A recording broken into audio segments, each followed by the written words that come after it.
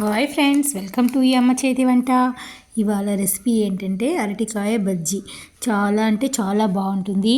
నేను ప్రత్యేకంగా చెప్పనక్కర్లేదు, మీకు అందరికీ తెలుసు. ఆ చేసే పద్ధతి కరెక్ట్గా ఎలా చేయాలో ఈ వీడియోలో అయితే చెప్తాను. చేసే పద్ధతి కూడా చాలా ఈజీ. ఈ స్టైల్లో కనుక చేస్తే నూనె తక్కువగా పీలుస్తాయి, తిన్న కొద్దీ తినాలనిపిస్తుంది. ఇంకెందుకు స్టార్ట్ చేసేస్తామా. బనానా బజ్జీ. అరటికాయలు అయితే మనం తక్కువకైతే తీసుకెళ్ళి చూడండి. మెత్తగా అయితే లోపలైతే ఉడికి బాగా క్రిస్పీగా అయితే బజ్జీలు మెత్తగా టేస్టీగా అయితే ఉంటాయి. ఇలాంటి బజ్జీలు ఎన్నైనా తినేవచ్చు. ఇప్పుడైతే అరటికాయల్ని శుభ్రంగా వాష్ చేసుకొని పైన పొట్టు మాత్రమే తీసేవాలి. లోపల గుజ్జు వరకు అయితే అరటికాయనైతే తీయకూడదు. ఈ విధంగా అయితే పైన నార మట్టం తీసైతే కట్ చేసి అయితే ఉంచుకోవాలి. ఇక్కడ నేనైతే ఒక కప్పు శనగపిండి తీసుకున్నాను. అందుకు తగినంత సాల్టు, ఒక చిటికెడు సోడా అయితే వేసుకుని ఇందులోనే వామ్ అయితే కొంచెం వేసుకోవాలి.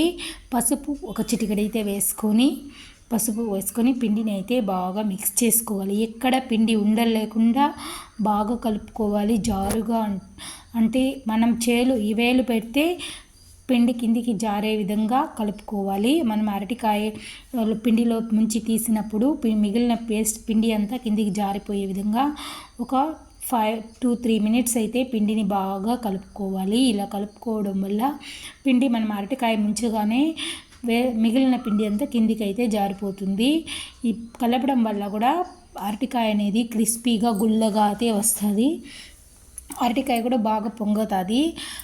ఈ విధంగా అయితే పిండి బాగా కలిపి అయితే రెడీ చేసి పెట్టుకున్న తర్వాత మనం ఇప్పుడు అరటికాయని కట్ చేసి వాష్ చేసి పెట్టుకున్నాం కనుక ఇప్పుడైతే మనం ఆయిల్ వేడి చేసుకొని పిండి అయితే ఒక రవ్వ వేసి ఆయిల్లో వేస్తే పైకి తేలే విధంగా చూసుకోవాలి. హై ఫ్లేమ్లో పెట్టి ఇప్పుడు మీడియం ఫ్లేమ్లో అయితే ఉంచుకోవాలి.